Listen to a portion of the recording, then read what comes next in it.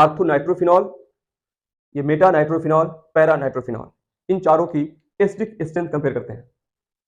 किया जाए तो ये सबसे पहले तरीका वही होगा, H+ निकालेंगे तो बनेगा एसिड का एनायन, और जिसके एसिड का एनायन की स्टेबिलिटी ज्यादा होगी वो होगा स्ट्रॉन्ग एसिड। ठीक, देख लेते हैं। तो आइए इसको पहचानते हैं हम लोग क्या क्या हो सकता है। तरीका वही है, जैसे यहां से बेटा निकाल लिया आप H+, ये माइनस हो जाएगा, यहां से H+ निकाल लिया माइनस हो जाएगा, यहां से निकाल लिया आप H+, ये माइनस हो जाएगा, यहां से निकाल लिया H+, ये माइनस हो जाएगा। अब चारों की स्टेबिलिटी कंपेयर करते हैं। कर लोगे? स्टेबिलिटी कंपेयर करना आता है नहीं? देखिए यहाँ पे ये जो NO2 है इसका स्ट्रक्चर रियल में ऐसे होता है, देखिए ऐसे, ये है NO2, सब में ऐसे ही होगा। ठीक, तो ये यहाँ पे देखिए माइनस सिंगल डबल बॉन्ड, यह NO2 इस O- के साथ रेजोनेंस में है, हेटेरोएटॉमिक पाई बॉन्ड वाला। तो आपने केमिस्ट्री में इसे बोला होगा -M, याद हो तो आपको। आर्थो पे और पैरा पे मेसोमेरिक इफेक्ट होता है, माइनस और इंडक्टिव में भी माइनस होता है NO2। ये मेटा पे है, मेटा पे रेजोनेंस होता नहीं, केवल -I होगा। ये पैरा पे है तो पैरा पे क्या रेजोनेंस होता है, तो -M भी होगा और -I भी होगा, इसी तरह से। ठीक, अब स्टेबिलिटी कंपेयर करते हैं। देखिए -M और -I, इन तीनों में क्या है, इन तीनों में -M और -I है। तो -M या -I इलेक्ट्रॉन को अपनी तरफ विड्रॉ करने वाले हैं, ये सभी लोग इलेक्ट्रॉन को अपनी तरफ ऐसे अट्रैक्ट करेंगे, और जब इलेक्ट्रॉन को देखिए इधर से अट्रैक्ट करेंगे, ये सभी इलेक्ट्रॉन अट्रैक्ट करने वाले हैं। जब सभी इलेक्ट्रॉन अट्रैक्ट करने वाले हैं तो यहाँ इलेक्ट्रॉन की डेंसिटी घटेगी, भाई इलेक्ट्रॉन ज्यादा होने की वजह से माइनस होता है, इलेक्ट्रॉन को अपनी तरफ खींचना शुरू कर देगा, यह इलेक्ट्रॉनों की कमी हो जाएगी, कमी से नेगेटिव चार्ज घट जाएगा, स्टेबिलिटी इसकी बढ़ जाएगी। नेगेटिव जहां चार्ज कम होगा वहां स्टेबिलिटी बढ़ जाएगी, यानी सेकेंड, थर्ड और फोर्थ की स्टेबिलिटी ज्यादा है फर्स्ट के कंपेयर में, क्योंकि यहाँ पे कोई एक्स्ट्रा ग्रुप नहीं है। रिंग की बात करते हो क्या आप, तो रिंग तो सब में कॉमन है, देखिए minus single ring double bond, minus single ring है, माइनस यहाँ पे रिंग, माइनस यहाँ रिंग, रिंग सब में कॉमन हो गई है। डिफरेंस केवल NO2 का आ रहा है यहाँ पे, इवन डिफरेंस केवल NO2 का आ रहा है, इसका मतलब है ज्यादा पावर, ज्यादा स्टेबल तीनों हो गए। जब इलेक्ट्रॉन को अपनी तरफ खींचेंगे तो यहाँ इलेक्ट्रॉन कमी होगी नहीं होगी, हो रही है। तो जब इलेक्ट्रॉन की कमी तो नेगेटिव चार्ज घटेगा, और जहां चार्ज घटता है, चार्ज का मैग्नीट्यूड घटता है, उसकी स्टेबिलिटी बढ़ जाती है, यानी ये तीनों ज्यादा स्टेबल हो जाएंगे फर्स्ट के कंपेयर में, यानी फर्स्ट वाला सबसे कम स्टेबल, फर्स्ट वाला सबसे कम स्टेबल छोड़ दिया। अभी हम अब सेकंड, थर्ड और फोर्थ की बात करेंगे।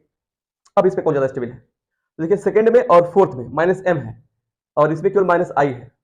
तो -M का मतलब, और मेसोमेरिक जो होता है इंडक्टिव के ऊपर डोमिनेट करता है, ठीक है, mesomeric effect dominates over inductive effect, पढ़ा कि नहीं? तो अगर बेटा मेसोमेरिक इंडक्टिव पे डोमिनेट करता है, जाहिर सी बात है ज्यादा पावर से इलेक्ट्रॉन को तरफ खींच लेगा, ज्यादा पावर से। अगर आप सोच रहे हो कि मेसोमेरिक क्यों डोमिनेट करता है, तो आप मेसोमेरिक इफेक्ट पढ़ लीजिए, उसमें बहुत शानदार तरीके से बताया क्यों ऐसा होता है।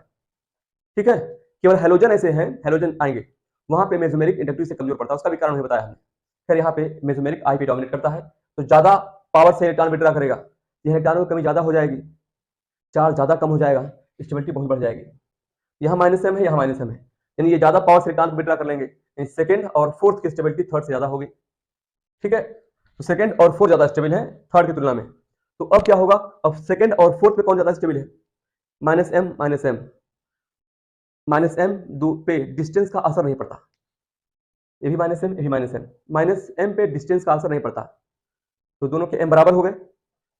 जब दोनों के M बराबर तो I से कंपेयर कर लेंगे, I मतलब इंडक्टिव इफेक्ट, और इंडक्टिव पे डिस्टेंस का असर पड़ता है, दूरी ज्यादा होने पे कम दिखता है, कम अच्छे से नहीं दिखता, दूरी कम होने पे अच्छे से दिखता है। याद करने के लिए हम लोग I से कंपेयर कर लेते हैं, दूर जाने पर I पावर घटती है, पास आने पर I पावर बढ़ती है, अच्छे से बात करती है।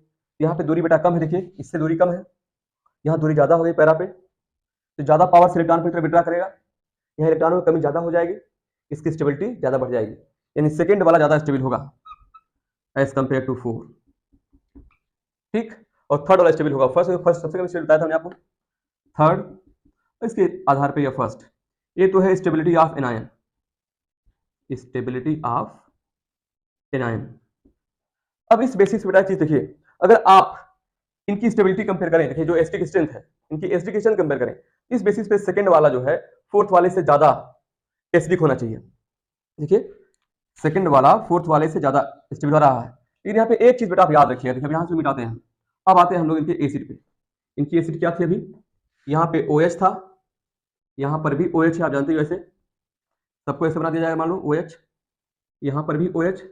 एक्चुअली बेटा यहाँ पर जो है देखिए ऐसे समझिए ध्यान से पहले, क्योंकि OH है आर्थो पे होने की वजह से इनके बीच यह बन जाती है इंट्रा मालिकुलर हाइड्रोजन बॉन्डिंग, ये क्या हो गया इंट्रा मालिकुलर हाइड्रोजन बॉन्डिंग हो जाती है, और जब इंट्रा मालिकुलर हाइड्रोजन बॉन्डिंग है तो H+ निकल नहीं पाएगा, तो एचडी पावर थोड़ी सी कम हो जाती है। थोड़ी सी कम होने का मतलब ये हो गया कि जब सेकंड में इंट्रा मालिकुलर बॉन्डिंग हो जा रही है तो इसकी एचडी पावर थोड़ी सी कम हो जाती है। तो जो एचडी क्वेश्चन पाया गया है 4 वाला ज्यादा स्टेबल हो जाता है, एचडी हो जाता है एज कंपेयर टू 2 और थर्ड इसके बाद फर्स्ट। एचडी क्वेश्चन का ऑर्डर बेटा ये पाया गया है एचडी क्वेश्चन का। तो थोड़ा सा आप याद रखिएगा यहाँ पे कि इसकी एचडी पावर थोड़ी सी कम हो गई है due to intra molecular hydrogen bonding, intra molecular H bonding, इसकी पावर